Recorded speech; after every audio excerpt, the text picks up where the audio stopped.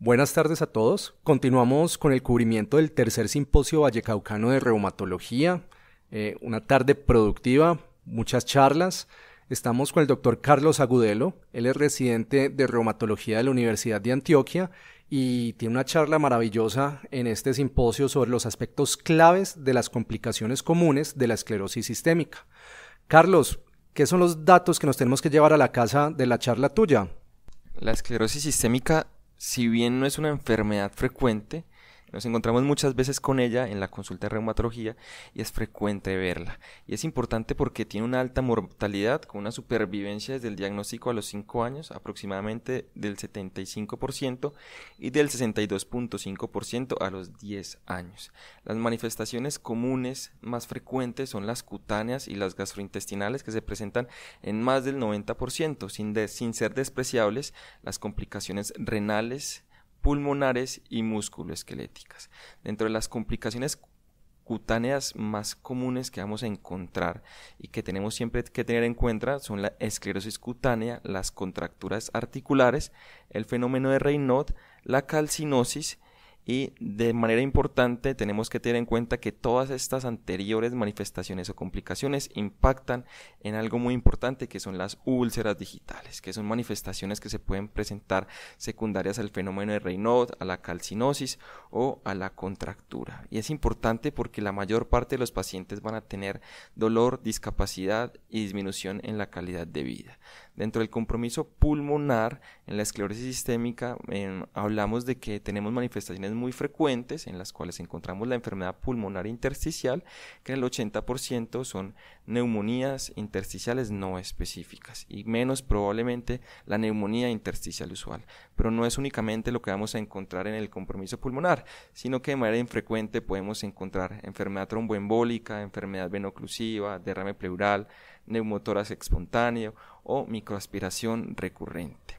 Adicionalmente, podemos tener en cuenta que el 90% de los pacientes con esclerosis sistémica tienen alguna afección gastrointestinal que puede afectar todo el tracto, desde una disfagia orofaríngea que se presenta en el 25%, compromiso esofágico del estómago, del intestino delgado y del intestino grueso. Dentro de las complicaciones en el esófago, las más importantes son la enfermedad por reflujo gastroesofágico, el esófago de Barrett, la estenosis esofágica y la enfermedad pulmonar intersticial. En las complicaciones gástricas vamos a encontrar que el 50% de los pacientes pueden tener dolor y distensión abdominal como manifestación y complicaciones por gastroparesia y ectasia venosa antral gástrica, que siempre que encontremos un paciente con anemia es indispensable descartar esta última entidad, sin desconocer que también tenemos complicaciones intestinales principalmente en el intestino delgado por sobrecrecimiento bacteriano, hipomotilidad o pseudoobstrucción, malabsorción, desnutrición, y el intestino grueso en la unión anorrectal principalmente con divertículos, incontinencia fecal y constipación que puede alternar con la diarrea. Pasando al compromiso renal en esclerosis sistémica, tenemos un amplio espectro que puede comprometer la esclerosis en los riñones, y es principalmente con esos pacientes que tienen reducciones aisladas de la tasa de filtración glomerular, proteinuria aislada, aumento de la rigidez arterial intrarrenal o en algunos casos la crisis renal esclerodérmica, que se presenta más frecuentemente en la esclerosis sistémica variedad difusa y que puede ser hipertensiva o normotensa.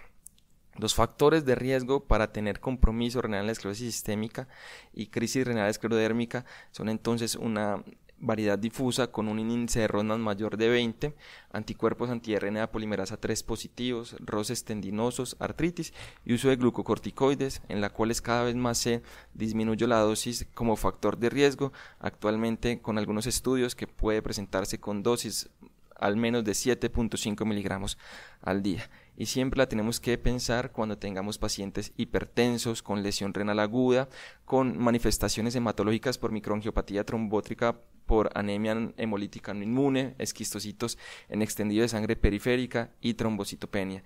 No olvidemos que todos los pacientes pudiesen tener compromiso de órgano blanco por retinopatía o encefalopatía hipertensiva, falla cardíaca aguda y pericarditis aguda.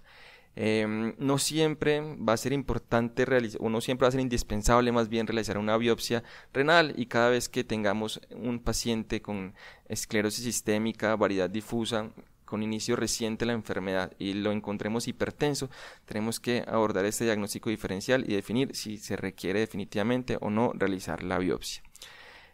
Todos estos aspectos, ¿por qué son importantes? Porque actualmente la principal causa de muerte en los pacientes con esclerosis sistémica es la fibrosis pulmonar, la hipertensión arterial pulmonar, y si bien ha decrecido en los últimos años, la crisis renal esclerodérmica es una causa frecuente aún de mortalidad en estos pacientes. Entonces siempre tenemos que tener en cuenta que las complicaciones de la esclerosis sistémica son frecuentes y tienen una implicación en la supervivencia, y que dependiendo del tipo de o del subtipo de la esclerosis sistémica se pueden presentar algunas complicaciones más frecuentes, y que el reconocimiento de estas complicaciones nos puede llevar a unos mejores desenlaces. Carlos, muchas gracias por este resumen de esta charla tuya, que está interesante. Les recuerdo a todos que es una charla que está en medio de este simposio FIGITAL, el tercer simposio vallecaucano de reumatología.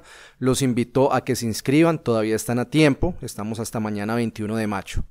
Por último, deseo recordarles inscribirse al sexto simposio Reumatimes. Estaremos del 2 al 5 de junio cubriendo el Congreso EULAR 2022 con los resúmenes de los tópicos más selectos. Gracias, y continuaremos con el cubrimiento de este simposio más adelante.